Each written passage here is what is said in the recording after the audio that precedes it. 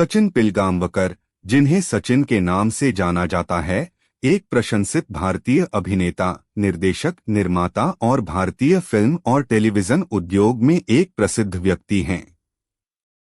उनका करियर कई दशकों तक फैला रहा, जिसमें बचपन से लेकर एक बहुमुखी और प्रसिद्ध कलाकार बनने तक का समय शामिल है। सचिन पिलगांवकर का जन्म 17 अगस्त 1957 को मुंबई, महाराष्ट्र, भारत में हुआ था। उनका परिवार मनोरंजन उद्योग से जुड़ा था, जिससे कम उम्र से ही अभिनय में उनकी रुचि जगी।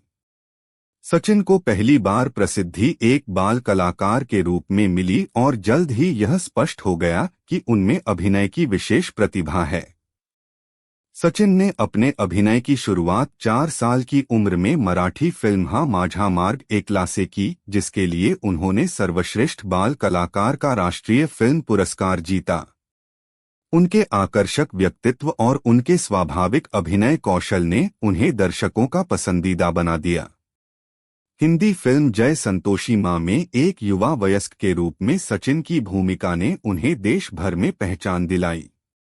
यह फिल्म जबरदस्त हिट रही और इसे पंथ का दर्जा मिला, जिससे वह घर घर में मशहूर हो गए। एक बाल कलाकार से वयस्क भूमिकाओं में एक सफल अभिनेता बनने की उनकी क्षमता सराहनीय थी। शुरुआती सफलता के बावजूद सचिन का करियर हमेशा आसान नहीं रहा।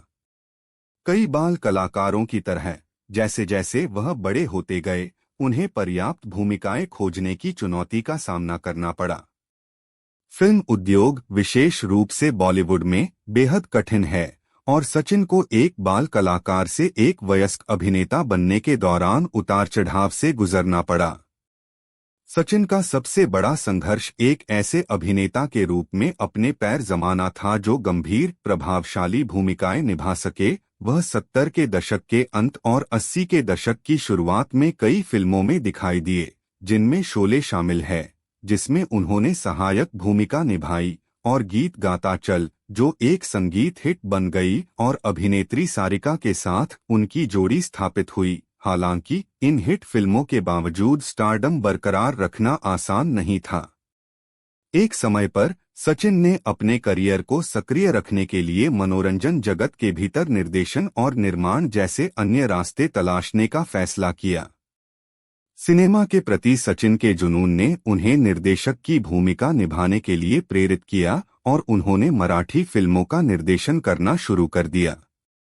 उन्हें क्षेत्रीय उद्योग में माई बाप और आशी ही बनवा बनवी जैसी फिल्मों से काफी सफलता मिली, जो एक मराठी कॉमेडी है जो प्रतिष्ठित बनी हुई है। उन्होंने कई हिंदी फिल्मों और टेलीविजन शो का निर्देशन भी किया। टेलीविजन पर उनके सबसे उल्लेखनीय कार्यों में से एक तू मैं था, जो एक सिटकॉम था जिसमें उन्होंने निर्देशक के रूप में भी काम किया था। यह शो जबरदस्त हिट हुआ और उन्हें टेलीविजन उद्योग में एक सफल निर्देशक के रूप में स्थापित किया। सचिन पिलगांवकर ने 1985 में अभिनेत्री सुप्रिया पिलगांवकर से शादी की। दोनों की मुलाकात एक फिल्म में साथ काम करने के दौरान हुई और दोनों के बीच व्यक्तिगत और पेशेवर तौर पर मजबूत रिश्ता बन गया। सुप्रिया उनके जीवन में लगातार सहायक रही हैं और इस जोड़े ने कई परियोजनाओं में एक साथ काम किया। वे इंडस्ट्री के सबसे पसंदीदा जोड़ों में से एक हैं। उनकी एक बेटी है, श्रिया पिलगांवकर, जो अपने माता-पिता के नक्शेकदम पर चलती है और अपने आप में एक अभिनेत्री है, जिसने फिल्मों और डिजिटल श्रृंखला दोनों में अपना नाम कमाया है। सचिन और सुप्रिया ने अक्सर श्रिया के करियर विकल्पों पर गर्व व्यक्त किया है और उनके कलात्मक प्रयासों का समर्थन किया है।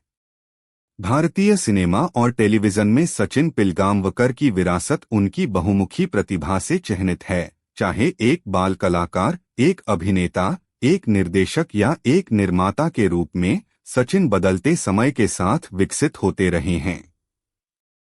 विशेष रूप से मराठी फिल्म उद्योग में उनका योगदान बहुत बड़ा रहा है और उन्होंने क्षेत्रीय सिनेमा को बढ़ावा देने और उत्थान के लिए कड़ी मेहनत की है। वह उद्योग में सक्रिय उपस्थिति रखते हैं, अक्सर रियलिटी टीवी शो, पुरस्कार समारोह और साक्षात्कार में भाग लेते हैं, जहां वह युवा पीढ़ी के साथ अपने अनुभव और ज्ञान को साझा करते हैं।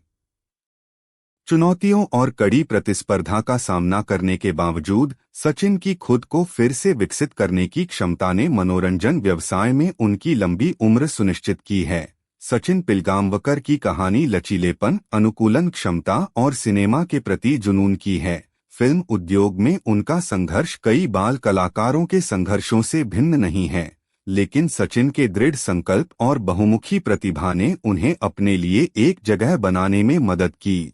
बॉलीवुड और मराठी सिनेमा के साथ साथ टेलीविजन में उनका योगदान उन्हें भारतीय मनोरंजन में एक सम्मानित और स्थायी व्यक्ति बनाता है। आज वह सिर्फ एक अभिनेता या निर्देशक नहीं, बल्कि कई लोगों के लिए एक गुरु और प्रेरणा हैं।